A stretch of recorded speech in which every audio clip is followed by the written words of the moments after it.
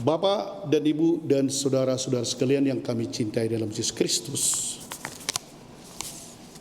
kata-kata Yesus hari ini, khususnya yang bersangkutan dengan ibu dan keluarganya, saudara-saudaranya, memang bisa dilihat seperti tidak pas. Ya. Ibuku dan saudara-saudaraku ialah mereka yang mendengarkan sabda Allah dan melaksanakannya. Padahal ibunya sudah ada di situ, sudah mencari-cari dan saudara-saudaranya. Wah, bagaimana lah itu ya? Perasaan seorang ibu dan saudara, apakah dia memang merendahkan atau menghina? Ada satu cerita ini pembaptisan. Ada anak kecil, adiknya dibaptis, dia udah kelas 2 tapi adiknya dibaptis. Dia dengar pastor berkhotbah, kalian semuanya adalah keluarga-keluarga. Tapi apakah kalian betul keluarga Kristen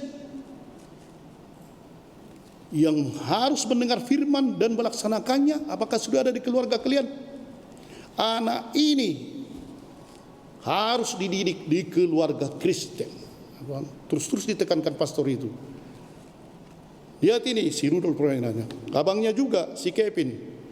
Orang ini dua harus dididik di keluarga Kristen yang benar, biar bisa mereka menjadi orang Kristen yang sejati.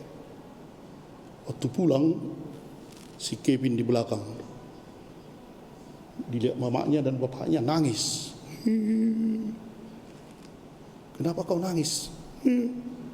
Aku tak mau, harus tetap laku sama bapak sama ibu. Kenapa rupanya? Karena kata pastor itu harus aku hidup di keluarga Kristen. Jangan enggak mau aku. Salah.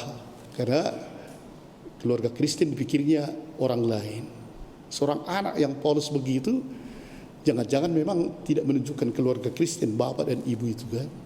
Jadi ada keluarga Kristen bagaimanakah? Kalau dalam keluarga memang sebenarnya kalau apalagi dengan kita ya sangat dekat. Ibu kita datang, sebentar dulu kita tunggu ya, mamaku datang wah, bentar, bisa permisi. Saudaraku datang, entah apapun kita buat sebentar dulu, orang pun maklum ya. Tapi di sini justru ketika ibunya datang diberitahu kepada Yesus, tak bisa mereka datang karena orang banyak. Ibu dan saudara-saudaramu ada di luar dan ingin bertemu dengan dikau.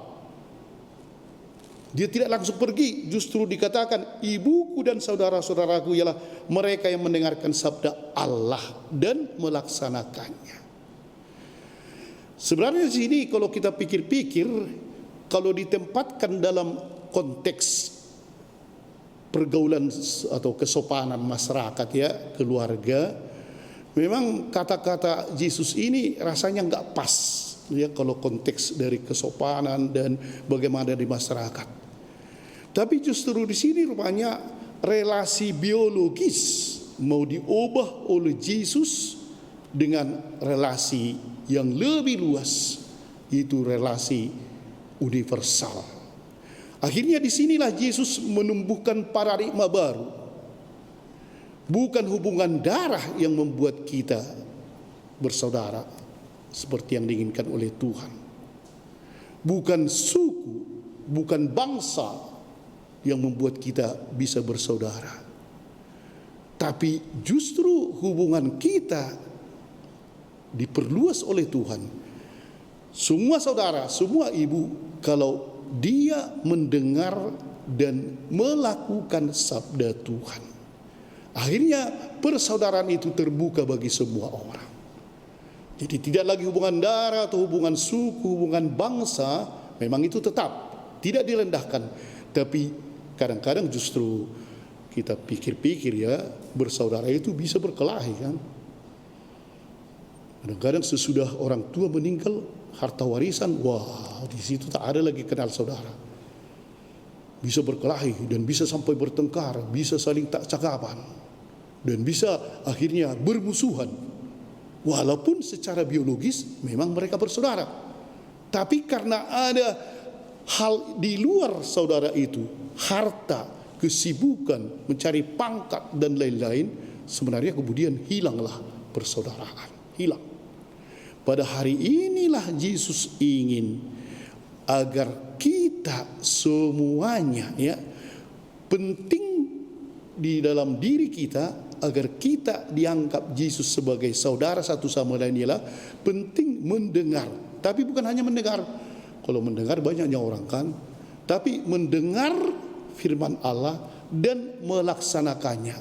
Ketika kita semua begitu, mendengar firman Allah dan melaksanakannya, memang itulah saudara. Entah apakah dia di Amerika sana, seperti pastor yang baru terbunuh hari yang lalu, karena dia membagi-bagi makanan, rupanya yang orang Italia terbunuh, itu saudara kita.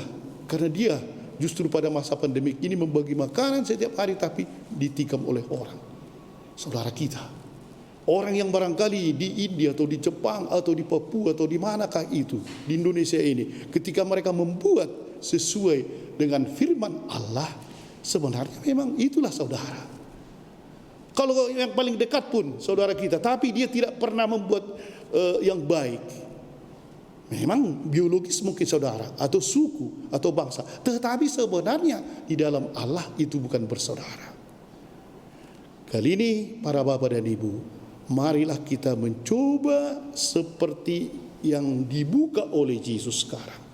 Maria memang ibunya, dan memang Marialah yang paling mendengar dan paling melaksanakan firman Allah.